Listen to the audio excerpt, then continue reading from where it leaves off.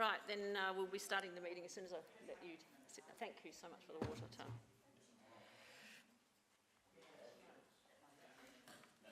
Right, we shall start the meeting now. Thank you. Good evening and welcome to tonight's meeting of Burnside Council, which happens to be in Harmony Week on the 22nd of March 2022, opening at 7:01 p.m. As you can see, we are back in the council chamber, but in order to protect members, staff and the community, we will be wearing masks throughout the meeting, and the gallery is closed with deputations being received online. There will be no public question time. I welcome all those who are watching this meeting from home. Please remain silent and stand for the acknowledgements. We acknowledge that the land that we meet on today is the traditional land of the Kaurna people, and that we respect their spiritual relationship with their country. We also acknowledge the Kaurna people as the original custodians of the Adelaide region, and that their cultural and heritage beliefs are still important to the Kaurna people today. We also pay respect to the cultural authority of Aboriginal people visiting and attending from other areas of South Australia and Australia. On behalf of the City of Burnside, I gratefully acknowledge and pay respect to those who have sacrificed their lives for this country and its people. And we also take this time to think of those currently impacted by war in the Ukraine. Finally, we seek understanding and guidance in our debate as we make decisions that will impact on the lives of all who reside, study, work in or visit the City of Burnside. Grant us wisdom as we serve our community. Please be seated.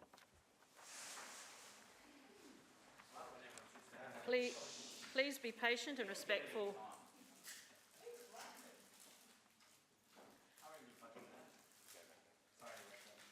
Please be patient and respectful of each other, especially with these operational conditions tonight. It's important that all views of the elected members are heard, and as I advised, we'll be using the auto queuing system, so use your button on your microphone to raise your hand and do not speak until I have acknowledged you. Remember also to turn off your microphone as soon as you finish speaking. Masks must be worn at all times, and please turn your mobile phone off or place it on silent. Absences, we have an apology from Councillor Piggott, and we have a leave of absence from Councillor Carbone. Is there anyone who wishes to declare interest on any matter before the council tonight? No, then we shall move to confirmation of minutes, and I seek someone to move those, please. Councillor Davey, seconded Councillor Cornish. All those in favour? Against? Carried. We don't have any adjourned business, and we have no public presentations. I apologise about sending out the email earlier today. Turned out the application was for the next council meeting, not this one. So there are no deputations tonight. I did send another email out this afternoon too. Apologise. I'll go through the reports and see who wishes to withdraw them for debate. 11.1, the Hills Face Trails, Councillor Davey. The minutes of the Eastern Health Authority. If I have no one withdrawing, then I seek a mover. Councillor Lemon, seconded Councillor Davis. All those in favour? Carried. Against? Carried. Finance end of month report. Do you wish to withdraw it? Happy to move. You're happy to move it? All right, seconded by Councillor Hubel. All those in favour? Against? Carried.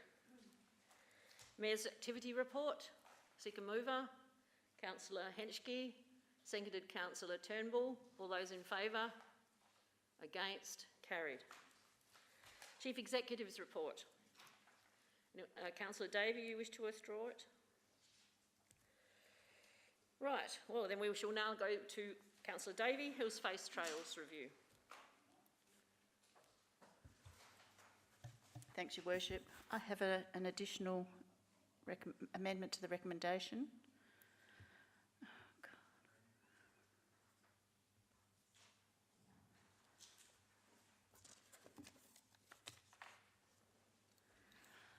So I'll read the motion.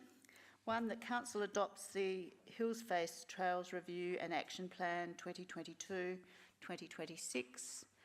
2, approves an increase to the current full-time equivalent cap by 1 to support an additional resource in the conservation and land management area to assist in delivering the Trails Review Action Plan and ensure business continuity outcomes. And 3, that an annual report be provided to Council detailing the implementation of the action plan, which also monitors any adverse environmental impact, particularly relating to existing hills face biodiversity due to trail users. So that's just been added in addition to all of the work that's been done by staff on this action plan. Much necessary because it covers a very crucial and critical part of our wonderful hills area largely, with a whole lot of trails that are increasingly accessed for recreational and fitness purposes by walkers, runners and cyclists largely. We want, the staff rightly want additional resources to maintain these, and I think when you look at the stats and the numbers of people who are using them, we need that. But I was concerned that we actually monitored the environmental impact and any adverse effects that there might be on our biodiversity and of the areas. So I've just asked for that annual report in conjunction and consultation with the administration, that we actually get that report each year to talk about how it's implemented and any adverse effects. So hopefully you'll support that. Thanks. I seek a seconder. Councillor Turnbull.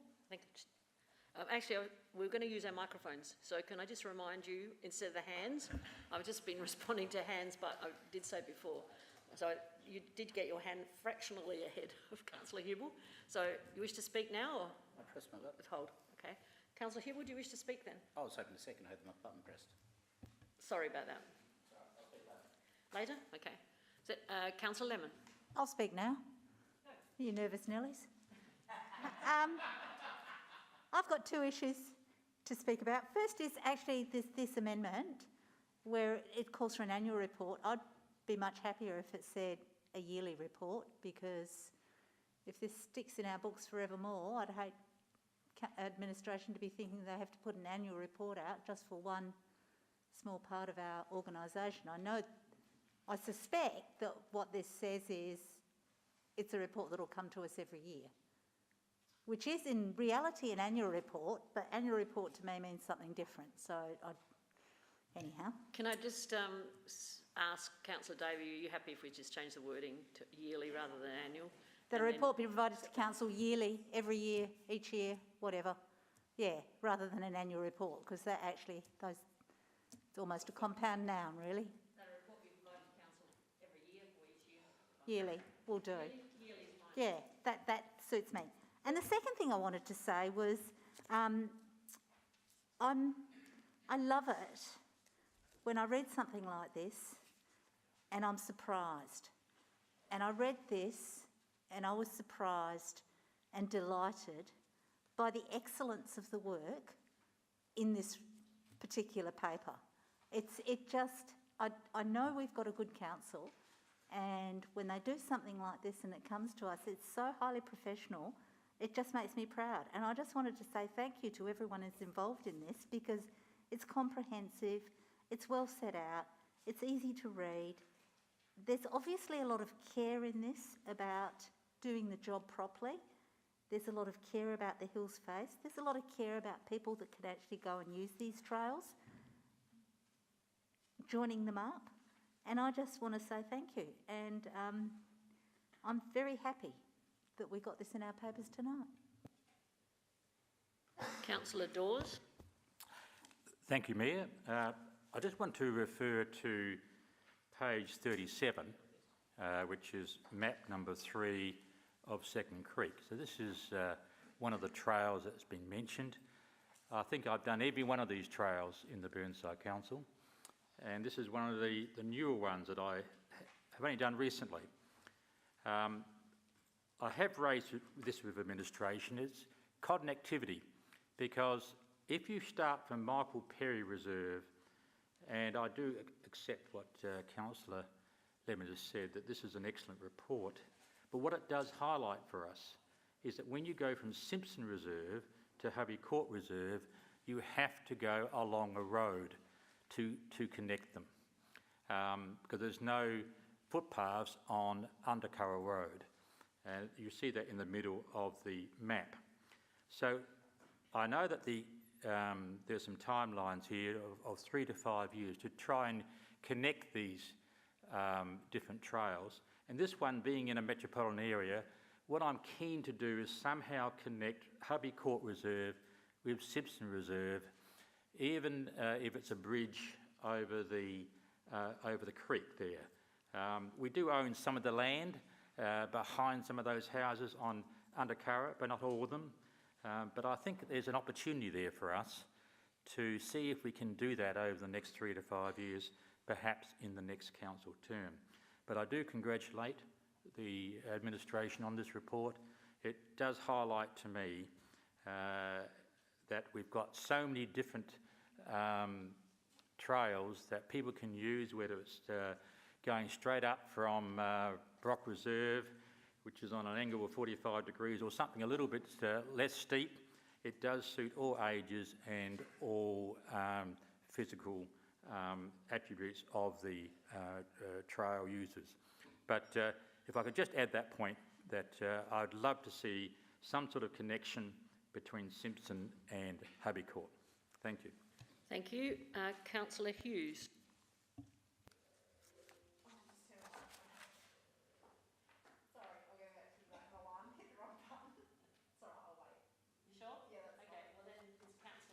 It's Councillor Henschke, then I'll go to Councillor Hughes. Thank you, Mayor. Yes, I agree with the other councillors, and question through you to the administration, please. This report is a part of the project development, but can it be published in the council website? It's quite a fine bit of work, raising awareness, bits and pieces.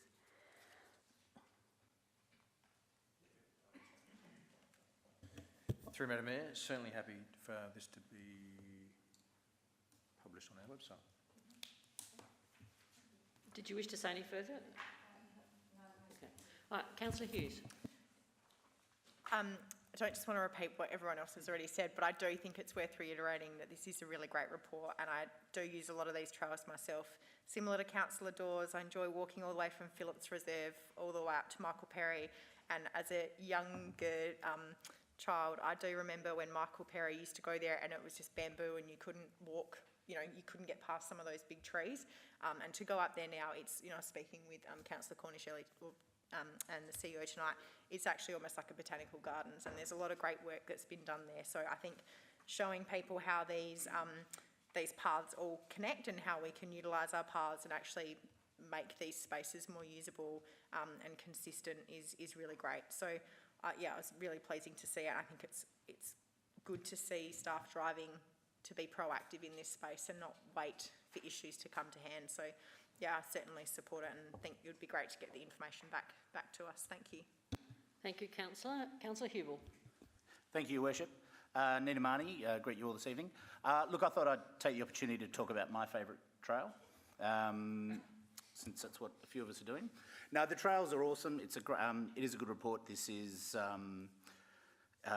exactly the sort of thing we need to be doing with what is really quite a complex network. I mean, once you, when I was a little bit younger, I was quite an avid trail runner, and it really is a bit of a maze when you get into Cleveland area. You could go up that way or go down that way, and it's remarkable, the resource that we have, natural resource, but also a recreational resource. So this only moves to strengthen both those aspects. But yeah, there are bits and pieces with the linkages. I'm thinking specifically of top of Mount Osmond. If you're heading up the Pioneer Women's Trail and you deviate at the golf club, so instead of heading up the bullet track, you head around the other side of the golf course, and then you want to drop down on the freeway side. There's a lot of roadside running. There's a trail that kind of hugs the boundary of the golf course. It's a really bit of a ad hoc footpath for the road up there. Your Worship would know that well. So yeah, the linkages I think are really important. But also, I mean, one of the things that I hear about a fair bit as a local councillor of the Dashwood Reserve is dog behaviour up there, and it's a real tricky one because it's obviously state government land, the Dashwood Reserve, but we are in charge of the trail, but state government's in charge of what's off the trail. So there's very limited sorts of things, and Councillor Jones and I have spoken with administration about things we can do to kind of tighten things up on the trail, and we really are a little bit limited. While it's wonderful people, letting their dogs off lead up there, a lot of people I think see it as, well, this is a big expansive bushland type area. I can really let my dog go. Maybe I wouldn't let him loose in Tusmore Park, where there's a lot more people around, but I'll let him loose up in the hills. But it's just as serious an issue sometimes because people are running and, it's a shared use trail with mountain bikes and walkers and joggers and dog walkers and strollers, so there's a lot of mixed use going on, and it can get a little bit messy. So I think while we want to keep it as natural as we can do, the realism part of me really feels that there are developments and things that we need to do for safety, but also to keep it as an attractive recreational thing. Yeah. Thanks. Is there anyone else who wishes to speak? Councillor Turnbull, you ready now? I just want to ask, thank you, Mayor. I'd just like to ask one question, pretty minor one, but I'm curious. With the two technical officers, will they have defined roles each, or will they be working together? Through Mayor, I'll just refer that to Mr. Cant. Oh, sorry, to Alan. Mr. Harvey. Through the Mayor, thank you for the question. They'll be working together as a team. So we currently have a technical officer, that's Dr. Mark Ellis. This will be a support role to Dr. Ellis, and that role will provide on-ground support, particularly in terms of contractor management, to release him from some day-to-day activities so he can do further work, strategic work on the vast array of services that he looks after. Is there anyone else who wishes to speak? Just before I return to Councillor David, I just want to add that I'm actually pleased to have that extra item number 3, because one of my issues of observing particularly the Mount Osmond area over the last 2-3 years, particularly the last 2, is the amount of erosion that is happening with the hard wear and tear on that trail. So it is something that we do need to monitor. So I thank you for that, and I'll hand over to you. Thank you, Mayor. Thank you all for your comments. Yes, we're caretakers of this wonderful, wonderful area, and it's so varied. It's got so many areas that need to be explored, are there to be explored, and that everybody wants to explore. I support the fact that we need more staff to help do this. I think it's critical. And Councillor Hewell has highlighted very well the challenges that users face and that we as the caretakers face in managing all of the users, from the people who run and walk, the people with dogs who aren't perhaps as considerate of others and the environment, the cyclists who perhaps sometimes don't consider that people just walking along don't necessarily want to be spooked by a cyclist coming up behind them. So for all these reasons, we need gentle controls. I don't want to see it over-engineered, but it's very environmentally sensitive, and we do, as the Mayor has rightly said, we do need to watch out for erosion and any other sort of damage to our wonderful biodiversity up here. And of course we want all the animals and birds to survive as well. So an annual report just highlighting anything that is happening, or any information sooner than that needs rectification, would be welcome. So thanks for your support. Thank you. I'll put it to the vote. All those in favour? Against? Motion is carried. And now we move to 11.5, Councillor Davey, the Chief Executive's report.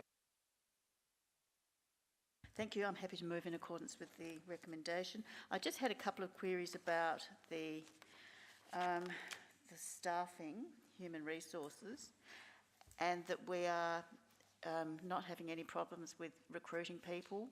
And I mean, you hear all these stories at the moment about the state of the job market and how it's all going. And I just wondered, are we able to recruit with the credentials that we need? Through Madam Mayor, I think it's fair to say it's a mixed bag for us at the minute. Some roles are proving easier to recruit than others. Certainly in our more skilled roles, we are struggling. I'll particularly reflect on any finance role that we're looking to recruit at the moment. It is a struggle. I'm quietly confident with our director role. I believe we've had some high quality applicants come in for that role. So in some ways we're having to look at the methods that we're using to recruit and some of the portals we're looking to tap into. But we're not alone. It seems to be, you know, Australia-wide issue at the minute. But I think the key with it is we're not, if we can't find the appropriate candidates, we're not just putting them on for the sake of it. We will go back to market time and time and again to get the right outcome for the city. Thank you, Madam Mayor. May I just ask a question that follows on from that? And I think it's probably worthwhile people at home to know the answer. Our staff are always put on a contract to begin with, or a time where they can prove themselves, a probationary period of time, aren't they? Through Madam Mayor, all our staff are recruited under the relevant awards and our EB, and are all placed on a 6-month probationary period. And that's that time where, one, for the employee to work out whether they are right fit for the City of Burnside, and for us to work out whether the employee is the right fit for the City of Burnside. It's a two-way street for the evaluation period. Thank you. Seconder, please. Oh. Seconded, Councillor Hughes, you wish to? Oh, sorry, yeah, I haven't finished speaking. Sorry. I just had another question. Oh, okay. But Go if ahead. someone wants to second. Yeah. You have, all right, Councillor Hughes is seconded, so you can record that. Ms. Sorry, I Haskell? stuffed up I thought I had to press it before. The other thing through you, Mayor, to the CEO is I checked the organisation chart when I was looking at this report on the weekend, and it's 6 months old. And I wondered, we used to get an org chart attached to the CEO's report each month, but we don't anymore. But I had to really dig out the organisation chart, and I eventually found it in our council registers list. So it's really deeply embedded, and it's very hard to find. Can we make it either bring it to us monthly as an update, and or put it on the website where it's really easy to locate, please?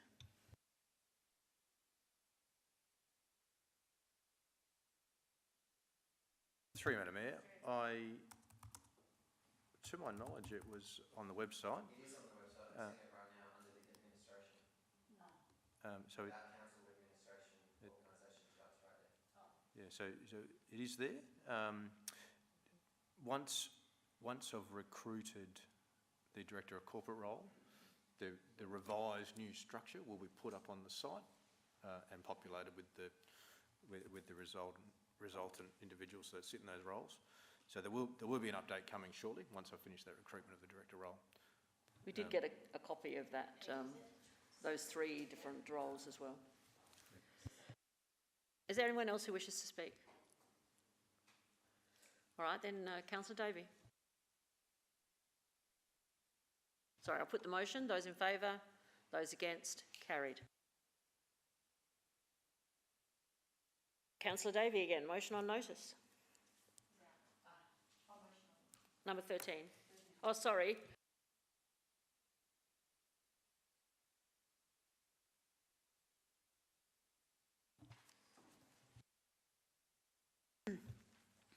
Thank you, Madam Mayor. Yes, I moved this one because, and the motion is, I'll read this out for our people at home, that Council Administration 1... Yes, because we've got people at home listening. Yeah, but they can read the agenda. They may not have one though. Yeah, but we don't need to read every single motion, right?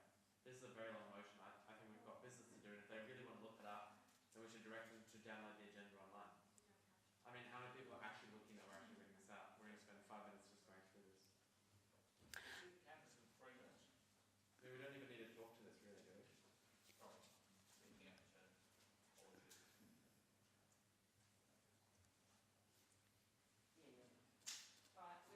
I'm happy to just clarify then. Just clarify the changes or the changes you wish to make to the original. Yes. Thank you for everybody for their input. This was put onto the what was moved because there's been some confusion with quite a few petitions we've had lately, where people have been putting these up to us. And one that I was involved in, the residents were confused about exactly what was required on a petition for it to be effective and for it to be then accounted. And people were confused about what was a residential address, what was a post office address, what they needed to really, did they need to put their street and suburb. So the administration have modified it all, but I was asked to move that this be formalised, so it's now been done. I'm just asking that you support this motion and that it enables any of our residents and ratepayers who want to develop a petition have a clear template for what they want to do when they want to present a petition to us. So thank you. I seek a seconder.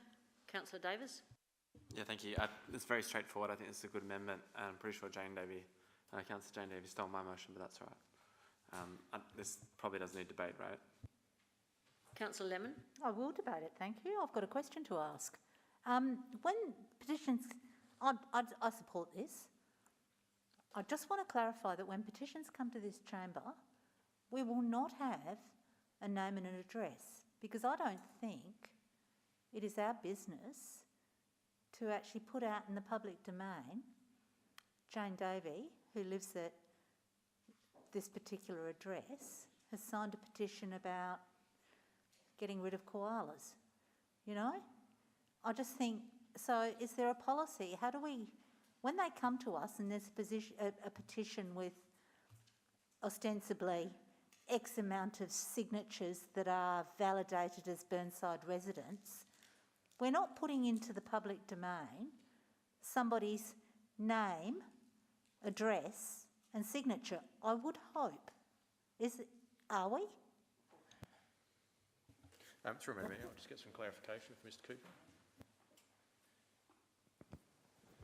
Thank you. Through the Mayor, the template for the petitions contains a disclaimer on every single page to say that for anyone signing the petition, the document could be used in a public forum. If we receive a petition that does not include that disclaimer, then we redact that information. So it really depends on whether that disclaimer is there or not.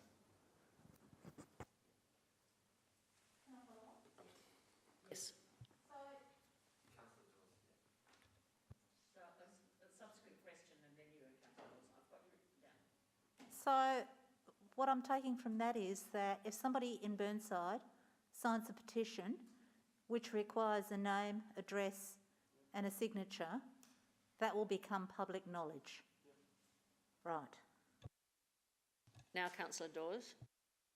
Yeah, I just have two questions concerning the motion. Can I ask the administration, why did we have a column for emails? I know the answer, but I just would like that to be shared with the council. I've got a second question to follow. Just turn your mic off.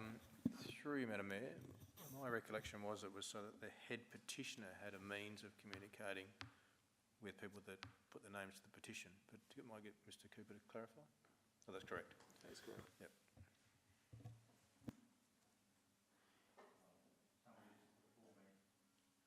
Oh. Subsequent question then, Councillor Dawes, and then I'll go back to Councillor Lemon. Okay. With point 4, I just want to check with administration how they understand point 4. It says include the number of pages and valid signatures. Does that mean, in your opinion, that we don't have the first page, we have all the pages in our agenda papers? Yes or no?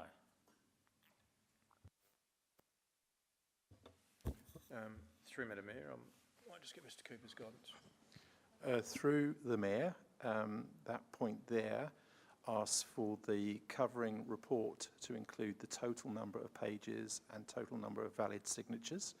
So that will be quoted as statistics in the report. We won't be including all of the pages in the agenda, but what point 5 asks for is that copies of the full petitions will be available to all council members on the portal. I think it needs to be clarified somehow. Okay. Councillor Lemon. Yes, I can't support this, not because it isn't good. I can't support this because I don't believe we should be publishing the addresses. I'm very unhappy about that. Well, Interrupt. We may have been doing it for a long time. I've always seen redacted when it comes to us. I've never really seen actual addresses. And I think that with security issues these days, and with a lot of women living by themselves, they're not going to sign a petition if they know that their name and address and signature is going to be published on our website. I just think it's wrong for us to put our residents in potential danger. We live in a world of huge amounts of scamming, of identity theft, and it seems to me that because somebody is actually nervous about something happening in the street next door, or they feel strongly about a tree not getting taken down, or they feel strongly about any number of other things, and they would potentially sign a petition, I wouldn't, because I don't want my address and name in there. We validate them as Burnside people. We validate that behind the scenes by administration. And then the thing comes to us, not in its entirety. So if you're unfortunate enough to be some of the people that have signed the first 3 pages, your name and address is going to be in the public domain. And I think that is wrong. So I think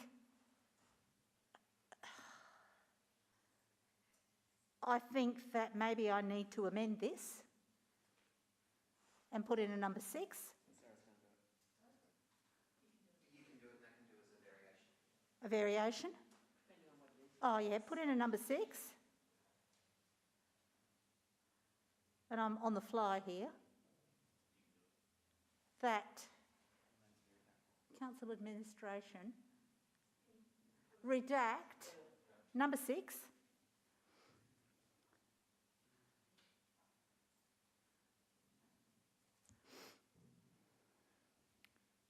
Can we go to number 6? Can't that? Oh, I'm not seeing anything. Administration, redact. So number 6 is redact. I need to see it because I can't actually do it unless I'm seeing it. Redact all addresses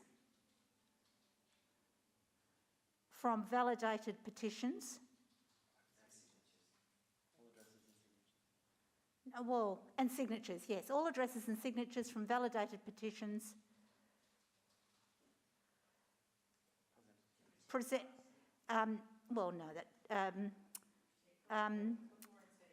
Before publishing. Before publication in the agenda, yeah.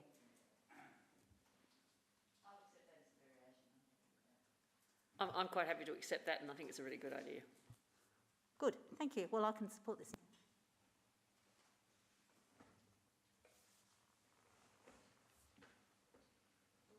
Now we have Councillor Hughes. I was going to move an amendment, but Councillor Lemon has done that, and that satisfies my requirements as well. Councillor Dawes. I'm going to ask for another change that in number 4 include the total number of pages, just the word total.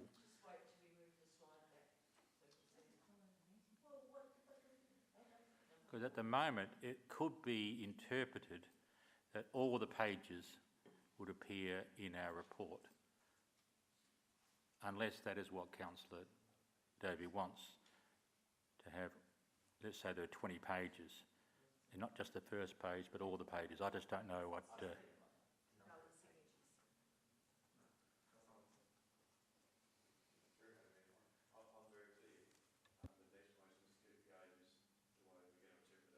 Just use your... I'm very clear that the interpretation Mr Cooper provided, in that it is simply to state the number of pages and the number of valid signatures in terms of statistics for the benefit of the reader. Now, Councillor Cornish. Thanks. I've got an interpretation question for number 2, if I can. How does the administration read that? My concern is that we'll be rejecting petitions that contain names of people who have signed it that are not residents or ratepayers.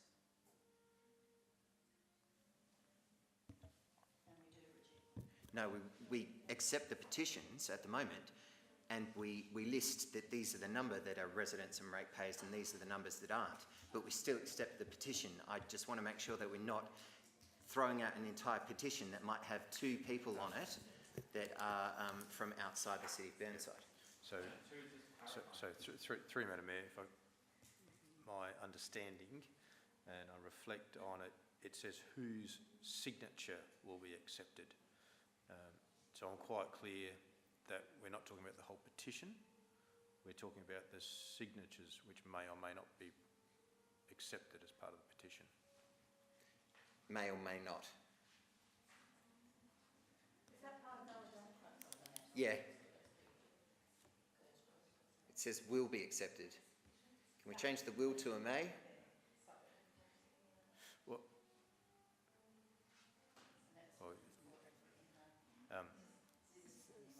through Madam Mayor, You're okay. You're okay to. I'm happy either way. I think it's status quo. I think it's effectively okay. Yeah, you can write it either way. Is there anyone else who wishes to speak? Anyone else who wishes to speak? Then I shall go back to Councillor Davey. Thank you, Mayor, and thank you everyone for your contributions. Hopefully everybody's satisfied now that it's all clear. As you can see, some of our constituents weren't clear about what was required, and when people think they've collected a 250-person petition and it's knocked out to be just 98 people because they haven't done the right, recorded the right information, there's a lot of angst. But I congratulate and thank the administration. They have already amended the petition template on our website, so it already says in clearly who the contact person for the petition is, and then there's a column for the name, a column for the address, which lists the number, street name and suburb or PO box in full, and their signature, and then the petition page number. So it's been much more significantly clarified, and hopefully any of our constituents who want to do a petition now will have all the information they need. So hopefully you'll support this. All those in favour? Against? Carried. To 14, Councillor Davey. Thank you, Madam Mayor. I have, with the indulgence of the council, wish to move a motion without notice, if that's possible. It's quite urgent. It's come to us very late, and it's about koala deaths in Michael Perry Reserve. Councillor Davey, can I just ask you to put the motion up, and then I will seek leave of the meeting formally as to wish to find out whether it is wished to be debated right now. Thank you. Or not.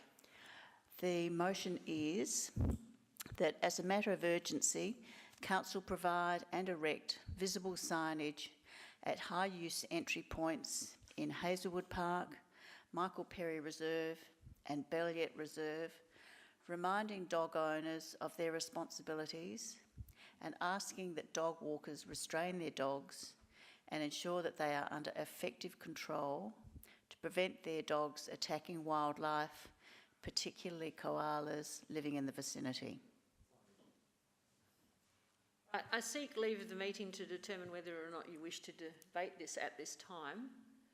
And so I need an indication from you as to whether you believe it is urgent and needs to be dealt with now. This is not voting on the motion, it is finding out whether you wish to debate it now. Right, against?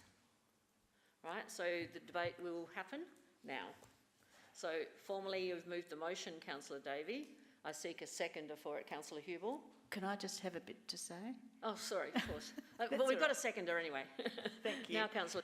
Thank you. No, and this has been raised by one of our koala rescuers who is distraught because on the weekend there was a fatal attack on a baby koala in Michael Perry Reserve. There was also one last month, and these are by uncontrolled dogs, and the poor koalas were mauled so badly they had to be euthanased. There have also been recent dog attacks on koala in Hazelwood Park, and I believe there have been koalas threatened in Bell Yet Reserve, which is why I included that one. So staff have acknowledged there's an issue, and all we're asking for is that some signage be put up as a matter of urgency. I don't imagine it would be hugely costly. There have been discussions in the past about signage being placed in Hazelwood Park because that's where we've had most of the attacks. We're now down to 3 koalas in Hazelwood Park from 9, and the carers of them are quite distraught at the numbers we're losing, as is anybody who witnesses one of these attacks. It's really horrible. And they have asked if, because there is such a congregation of people, if we could put a reasonably high-profile sign in the cafe in Hazelwood Park where so many people congregate with their dogs, and have asked that that's a really good sign to remind people that their beloved, beautiful, cuddly dogs turn absolute killers when they see a little baby koala on the ground, or even a bigger koala on the ground. So hopefully you'll support this. Thank you. And Councillor Hubel, do you wish to speak now? You're going to wait? Or is there anyone? Yeah. I've got nothing to wait for. Look, yeah, I like the idea of reminders for dog owners. Also noting that my understanding from the email correspondence this week is that we have got an undertaking already to erect some signage, but I believe this motion stretches it a little bit further. Is that correct? Either way. Through Madam Mayor, I've already committed to the additional one of Bell Yet, which I initially hadn't included. So I have included all 3 in my instructions to staff. Yeah. So I guess with respect to knowing what is already in place, this is kind of a bit of a rubber stamp, I guess. But look, yeah, I think the dog walking, and look, I'm a dog walker. I let my dog off leash where appropriate, and I feel that little Dolly is under control and does come to me when I call her.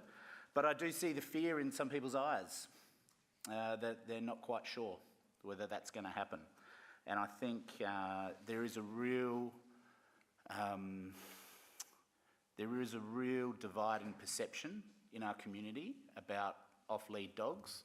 I think the people that are really, really comfortable with it are very, very comfortable with it, and those that aren't really, really aren't.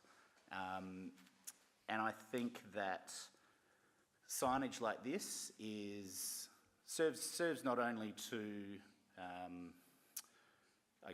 influence the behaviour of residents with dogs and visitors with dogs, but also serves to, appease the concerns of those that are perhaps a little unsure and a little wary every time they step into Hazelwood Park at a certain time of the day. And, what dogs are going to come up to me? And I say this, having been a child in Burnside and now having children of my own in Burnside, and I feel that I've really gone across it. So there's a lot to do, and I think the signage is a good idea. And there was another point I wanted to make. and it's gone, so I might weave it into a question later.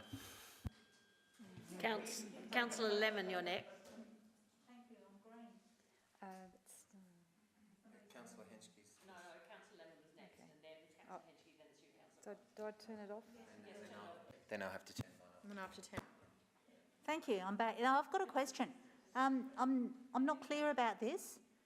When it says asking dog walkers restrain their dogs, does that mean putting them on a lead? Is that what it means?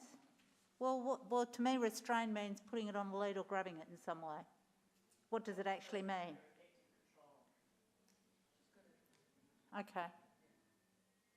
Is that how you see it, Mayor? Restraining your dog is actually having it under effective control, not restraining it with implements.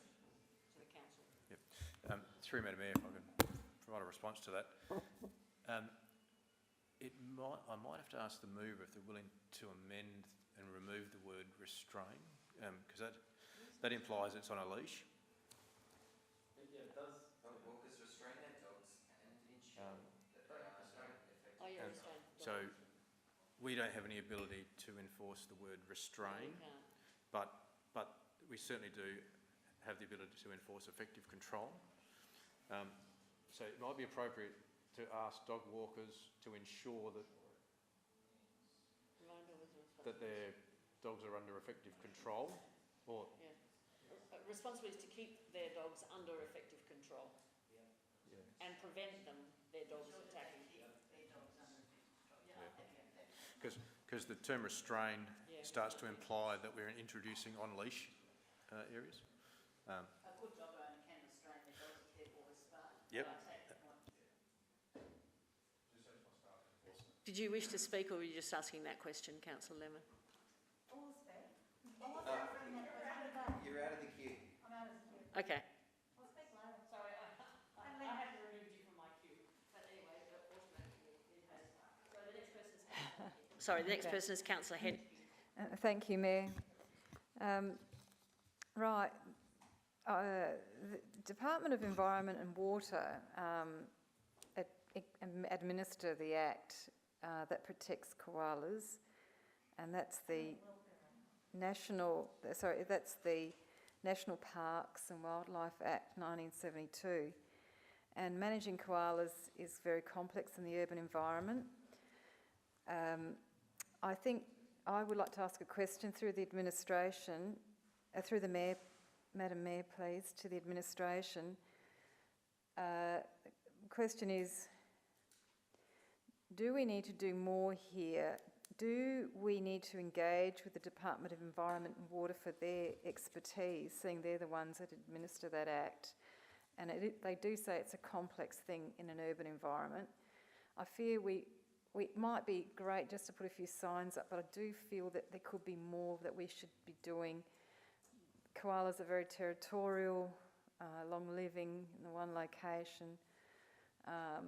I just feel that I'd like to see more a partnership or something with the Department of Environment and Water. We're a particular council with a intensity of I'm speaking to this now too. Yeah, I'm speaking and with this too. That we deserve to do that for these wildlife in our reserves. I'd just like to have the administration's thoughts on that, please. Through Madam Mayor, the question for clarity was, should we be doing more? I think we should take this as an iterative process. I think signage is a logical first step. I'm conscious that if we engage with other agencies, we may want to be careful of the answer we receive, because they may well advise us that, for example, dogs should be on leads. And that creates a further conversation that the city would have to consider. So my advice at this point is to take the signage as the first step, monitor the situation, and then determine if any further action is needed. Thank you. Councillor Cornish. Thank you, and thank you, CEO, because I was actually going to offer that amendment to this that we actually seek a report back to monitor this situation, to consider dogs on leads in this park if that is required. Can I offer that amendment? Well, that's okay, but I can offer that amendment, and if someone seconds it, they second it, but... Can I suggest that perhaps you bring this forward as another motion at the next council meeting? Because I think there are probably some other issues that you might want to consider to include in that. And so it's run as a formal motion specifically and separate to the issue of koalas.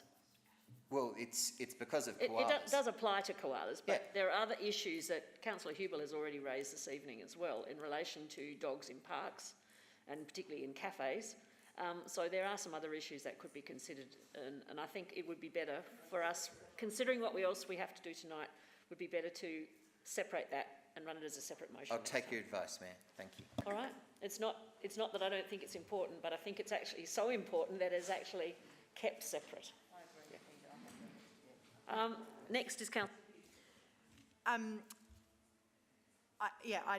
Similarly to Councillor Davey, raised this issue with staff and was comfortable, I guess, that we've got a response that this would be dealt with. I appreciate this has been an ongoing issue, so don't necessarily have an issue with supporting this evening. I guess I do have a question for the administration. Apologies, I didn't give any notice on this, but I think we've actually discussed this before. I mentioned it to Chris before the meeting. What rights do we have against people who do not control their dogs and attack wildlife within the city of Burnside? Through Madam Mayor, Mr Cooper and I were having this conversation earlier, so I'll ask Mr Cooper just to expand on that. Thank you. Through the Mayor, Council's powers are really only connected to owned animals. So if it's wildlife, that comes under the state legislation. All we can do is obviously highlight issues, but on our website we do advise any instances of dog or other animal attacks on wild animals to be reported to them. So we are quite restricted in terms of what we can do with wild animals.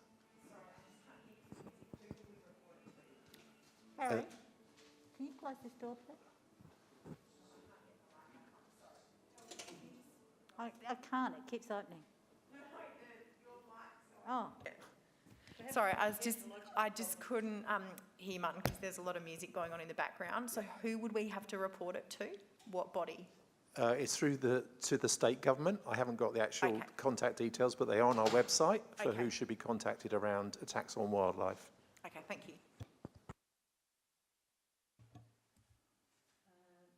Councillor Hughes. All done. Councillor Lemon. Thank you. I'll speak to this motion. I too got the email today about the koala, the baby koala that had been mauled by a dog. And I read the email very carefully, and it was really interesting in the sense that it led me to believe that since COVID there's been a lot more dogs that are owned. People got dogs, and they got dogs because they're home and they want the company and for whatever reason. And often they're new dog owners rather than old hand dog owners. So the impression I got from the email was that the dogs can be quite undisciplined. Now, I don't disagree with the fact that we should put visible signage up, but I don't think that that's going to make a difference. There's 3 koalas left, and I reckon by June there won't be any, because the signage only works if people pay attention. And people that have got dogs that are undisciplined or think they've got control of them until they haven't aren't really going to pay attention. So if we're serious about saving our wildlife, we need to actually say in that particular reserve, Michael Perry, dogs will be on leads. And if we're not prepared to do that, if we dance around that all the time, well, we'll have no koalas. And while I won't vote against this, because who knows, the signage may well help, I don't think it's going to help the koalas. And you know what? Dogs can't read. Anyone else wish to speak? I am concerned, as Councillor Lemon is, about the future of koalas, not only in Michael Perry, but in Hazelwood Park during the heat wave back in end of January. I managed to get council, and council were really great. They actually erected one of those orange plastic fences around an area where there was a koala coming down from the tree into a big bowl of water and sitting much of the day in that bowl of water because of the intense heat. And if it hadn't been really for that protective fence that the staff put up around the tree, that koala would have met a really ugly end as well, because it was sitting there basically all day long in the big bowl of water that had been placed under the tree because of the extreme heat. And it was a very small tree. So I did appreciate, and so did the people in the park appreciated the help that council provided in that case. But we can't do that all the time, which means the responsibility is back on the dog owner to be under control, to have the dog under control. And I have to say, I go to that park 3 times a week because I walk through to the pool. There are other issues in relation to some people do not pick up after their dogs, and there would be not a day that I go to the pool to have a swim where I don't actually have to step over dog excrement. And there are issues in relation to dogs approaching people, as Councillor Hubel said, when you don't want a dog that you don't know approaching you or walking through the cafe while you are sitting there eating your meal and coming and sniffing and at you. So there are other issues, and that's why I suggest to Councillor Cornish that we look at this beyond tonight and this particular matter that we're dealing with right now. And I thank Council for taking action on this already, and I'll now defer back to Councillor Davey. Thank you everyone for your... sorry, Councillor Davis, did you wish to speak? I was speaking last because I thought I was speaking last.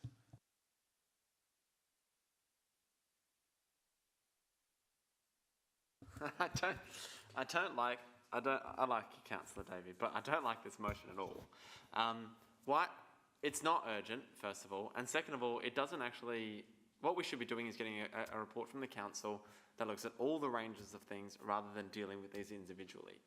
What this is going to do, it says to our community, this is the extent of what we're planning to do, but then again, it's not. So it's going to take a number of weeks before we actually put this signage up. How effective is it going to be? So the main debate that we should be having is asking for a report on how we can deal with this particular issue. And we're talking about dog poo, we're talking about effective control, we're talking about restraints, we're talking about who's an environmental agency that protects koalas. Why not, as a council, rather than in future move little bits like this, which I think are designed to placate communities in some way, far better to leave, I think, the responsibility on us for an extended period and come up with a comprehensive plan that I think will work. So what are the rangers going to do? That's what this motion should be addressing, rather than little piecemeal things. And how big are the signs? How many will they be? What is going to be the wording of it? Is it going to describe a penalty? All of these types of things. I don't necessarily want to leave that in the hands of the administration, actually. I want to see what the sign looks like, and I want to make sure that they're in sufficient locations. It's not something that I'm just happy to throw away, and I don't think we should be doing like this. Why not ask for a report comprehensively saying, give us your strategy for dealing with this problem so it doesn't happen again, and so that we can look at other councils and look at this in a more effective way. Is it going to be that we write to our residents through their dog notices, things like that? Now, I just don't understand why we would do it in this way. I'll vote for the motion, but what this actually delivers, how effective it will be, how much it will cost, is it going to make a change? Well, who knows? And I don't feel confident that this is how we should, appropriately be managing it. I think we should sit with the weight of the problem, let it weigh on us, and wait for that report and actually do it properly. And I think that weight is really important for a council, and that feeling that weight of responsibility is also important. So I'll support it, but it's such a small element of it. I don't think that this has been dealt with in the best way that we possibly can. And we should have brought a motion on notice to receive a report that urgently comes back to council. That's what I would have preferred to see. So I'll support it, but what this will deliver and how effective this will be, I have no idea. Councillor Turnbull. Thank you, Mayor. I wasn't going to speak on it, but I will. This is a beginning, having this good motion up. It's a beginning because since before my time on council, the demise of koalas in our parks and reserves has been a big topic in all those parks, and I walk them all. The residents involved in the koala rescue groups will tell you of the absolute horror of watching a dog chase a koala and maul it. They're the ones who call for help. They pick up the maimed animal, they take it to the vet, and they're the unsung heroes. So I think this is the beginning. We start with the signs, then the report perhaps, but we need to get this going as a matter of urgency. So I'll certainly support it. Thank you. Now I shall go back to Councillor Davey. Thank you, Mayor. The staff have actually been working on this for some time, and for some reason there has been a delay in getting signage up. That's why I've moved this motion. We all had the appeal from one of our koala carers. We all got the email. I thought it was relevant that I move with some urgency to formalise the process. And as Councillor Turnbull has said, it's just the start. It's to at least make people aware of what can happen if they're not watching their dogs and there's all this wildlife around, or some of our valuable koalas. So signage is a great start to remind dog owners of their responsibilities when walking their dogs in our parks. For those who aren't aware, koalas roam widely in search of food. They come down to us from the hills, across our roads, down the creek lines. They go into the parks, they go into our backyards. I've had to go out at night because the dogs are going bunter and there's a koala sitting there looking for water. So when it is very hot, they will roam very widely, and they also search for food. I think the suggestions about separate considerations being given to dogs and how dogs are managed are valid, and I think that's something we need to consider separately, as the Mayor has given us guidance, and I support that. Because in the past, the issue of dogs on leash is very controversial, and we have to manage this. I don't think we need another controversial issue at the moment. We have to manage this very well, because the Burnside community has actually voted against requiring dog owners to have their dogs on leash at all times. And we've sort of reached a compromise that they can be released in the parks as long as they're under effective control. So this is a separate debate, and I think, yes, certainly I'm happy to consider that and discuss that at another time. But I think this is a start. It is urgent that we need this signage now, so hopefully we can get this as a matter of priority, get it up and protect the koalas that we have in our parks already. Thank you. I'll put it to the vote. Those in favour? Those against? Carried. I don't think there's any other urgent business that anyone has. We now need to move into the confidential items, and therefore, Councillor Cornish, I can always rely on you to bring us a confidential. You love reading this. We should have a recording, I think. Well, it's on the agenda, so I won't read it. So take it as read. Thank you. So we take it as read that we are now moving into, or about to move into confidential mode. So I seek support from the floor. Those in favour? Oh, sorry, seconder, Councillor Hubel. Okay, well, I've just got a seconder first. All right, no, I've just sought a seconder, all right? So I have a seconder, and now I'm going to ask those people, anyone who wishes to speak. Yeah. Now. Yeah, I don't think that we can be convinced that not putting out these figures to our community is in their public interest, and that the public interest is outweighed in relation to the in relation to keeping this information confidential. We're essentially spending their money, and a lot of it, on a number of different projects. And to my recollection, in the past we haven't done that, and I believe that's the case in a number of budgets, and I've been here for 7 years and we haven't raised that. It is a more recent practice, and I believe last year we actually had this debate in public as well, if I recall correctly. And I can't see how it's in the public interest to hide this amount of spending from them and from public debate. Moreover, that the agenda paper is sitting there for them able to see. So I vote against this. I can't see how it's in the public interest, and I can't see how we can keep this debate away from our community and not have that in a place that's open to the public. Yes, CEO. Madam Mayor, I might just get Mr. Cooper to provide a little bit of commentary just in response to that. One, just on obviously the reason why we put into confidence, and second about our historical practice around that. Thanks.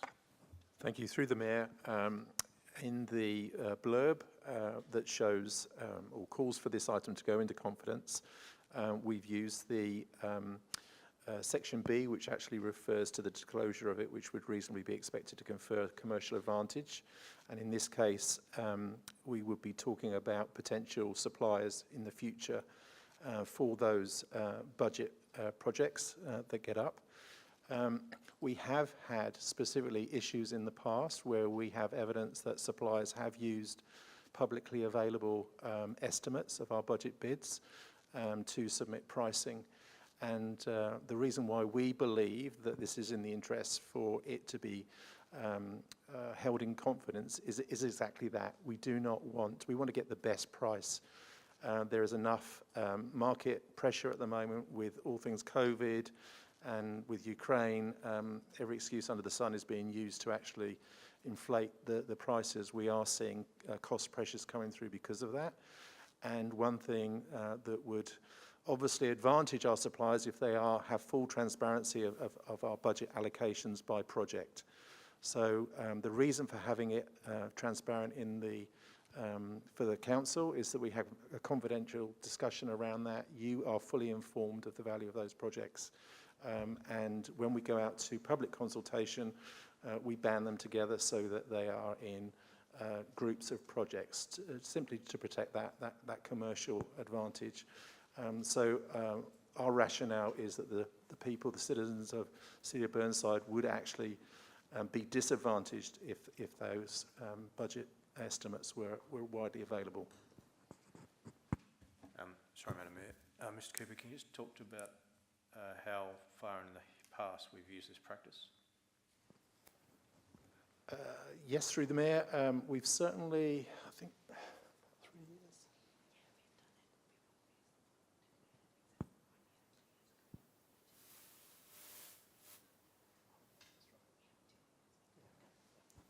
Just ask Ms Reynolds to provide some information on that. Thank you, Martin. Through the Mayor, in the past we have actually kept these in confidence and not declared it, barring one of the years of the new council term, which is where we saw for the Kenzie Gardens Reserve project, specifically when we did declare the budgets and we did not keep the numbers in confidence. The budget was 7 million and the tender came in just under 7 million. And we did determine from that year that the tenderers were putting in the tender prices very close to the budgets and just under the budgets. And we did recommend to council during one of the workshops that it was more prudent to go into confidence just to save ratepayers' money in effect and get value for money. Now I have Councillor Councillor Hughes is next, and then Councillor Lemon. I was just going to raise one point. I agree with the staff, although we're not involved in tendering when we sought a report for Era Water. I'm aware that we had discussed a budget and that was included in our motion, and what do you know, one of the prices came back as that. So I think there is actually value for our community, and I don't think it's being secretive. I think it's just trying to get good value for our community. The projects that we carry forward, we, as been advised by staff, we obviously are, transparent in terms of bundling them up so that they can see we've got, X dollars in a bucket to spend, but not making it so that we're essentially losing out as a council. And I think that's really important, that we're trying to get value for money for our ratepayers, but not trying to hide things from them. So I'm happy to support that we do move into confidence to make sure that we're getting good value for our ratepayers. Councillor Lemon. Thank you. I just have a question. And it was a question from one of the answers earlier on. Do we currently have supply chain issues and supply issues generally? Are we not getting goods that we order? Is there a problem? Because there is one internationally, so have we felt this here at Burnside? Yep. It's not relevant to the confidentiality. it isn't relevant, but and I have to agree with Councillor Davis. It is a question that you could ask later. Councillor Jones, you're... I endorse what Councillor Davis has said. I'm looking at this list, people. $100,000 Belliot Master Plan. Oh. Confidence. You did that last year. Oh, fuck.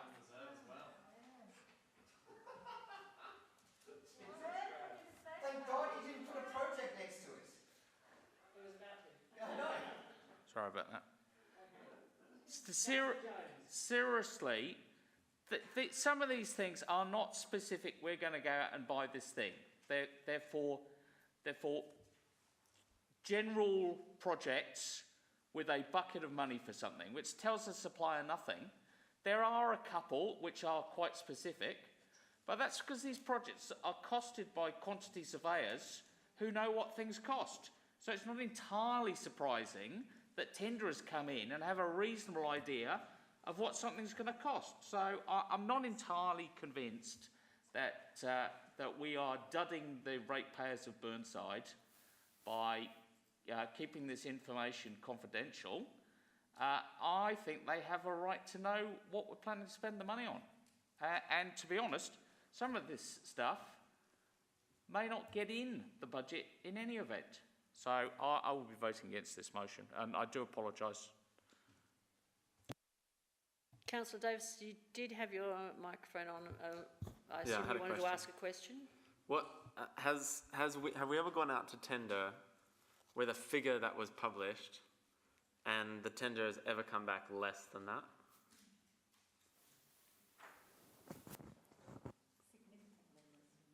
Well, just less. And then my next question will be, to what percentage do we believe that if we were to publish these figures, will the City of Burnside be disadvantaged by?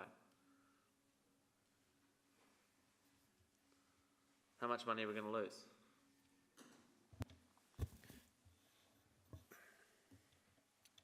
Through Madam Mayor, I'll see if Mr Cooper has an answer for that.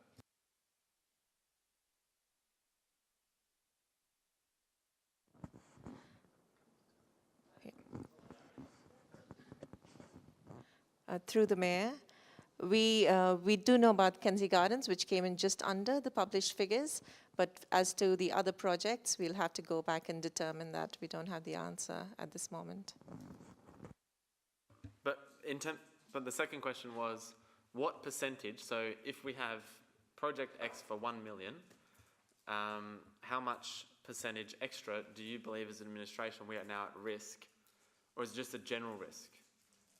Is there a possibility we publish 1 million and it actually comes back at 950, whereas now they come back at 1 million, or is there a percentage markup that they'll always take, or will they generally come back at 1 million, which is what our council staff have estimated that project to cost?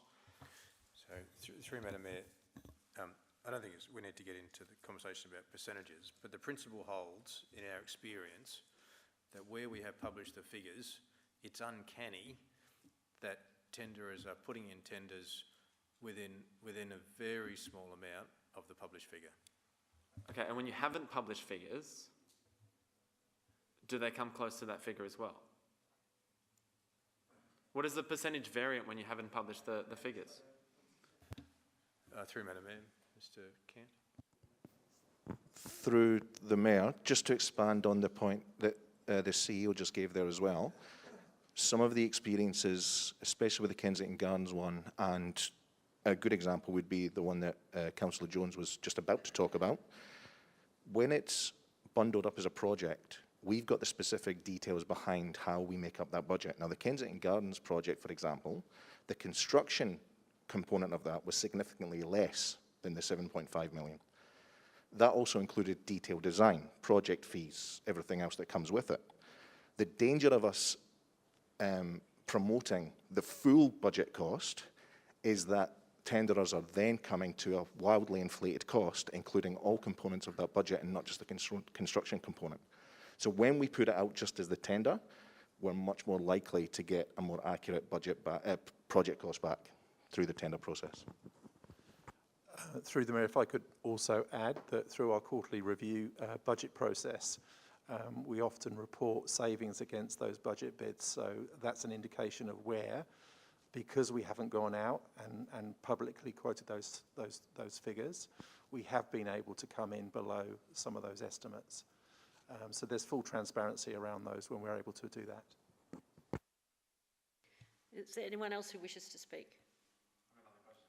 Another question? Okay. But have there ever been cost overruns in relation to these projects? I'm trying to determine, my question is, the public, the way that I look at this, it's on balance. So we need to balance it up. There's a benefit in the public knowing, and then there's a penalty. So what is, of disclosing those figures? What is the downside and what is the upside? So how do we quantify that? If it's 10 grand, let's not go into confidence. If it's 40 million, that's a big difference. So between those two figures, what is the likely penalty that this council is going to face if we go into confidence?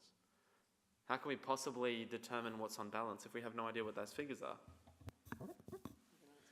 Yeah, through you, Madam Mayor. I can't give you a definitive dollar figure about what we will or won't save or benefit the citizens of Burnside, but we know the principle holds that as soon as you broadcast a figure to a person that's putting in a tender, they have regard for that figure when they're doing that. They don't start from first principles. Absolutely. The prudent approach here is to have this in confidence. However, it's entirely in Council's purview to take it out. Our best advice as administration to help drive the best value for the ratepayers for the City of Burnside is to leave this in confidence. Right, I'm going to, yes, I'm about to say it to you because I didn't give you a chance to speak at the beginning because I didn't realise we were going to have so many objections, so please take your time. Thank you, Worship. I will sum up. I hope you do support this. Our budget process is the most public there is in federal, state and local government in the country of Australia. We go out to community consultation, and when we do, the figures, yes, will be aggregated so that we actually provide some sort of confidentiality and some sort of commercial advantage so the poor ratepayers of the City of Burnside do not have to continually pay throughout the nose. We've all noticed this. Every business, you know, when they're dealing with government, they go, well, government can pay an extra 50%. That's all right from what we'd normally charge. It's in their papers. They've gone out and said that a bridge is going to cost $40 million to go across the Torrens. Of course the first, contractor comes in, well, I'll do it for $39.9 million.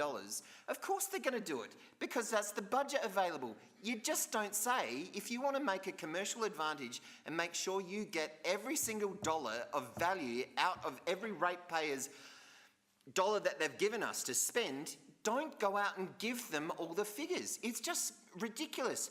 We're going to give them the budget. We're going to tell them what we're going to do at a later stage because it is the most public process in terms of determining a budget. It's just this point in time when we're going nitty-gritty, project by project, line by line, that they don't need to see. We'll aggregate it up and it will go out. They'll get to see it, they'll get to vote on all the projects, but please don't give the commercial advantage and waste the city ratepayers' dollars. Please keep this component in confidence. Thank you. Right, I'll put it to the vote. Those in favour? Those against? Carried.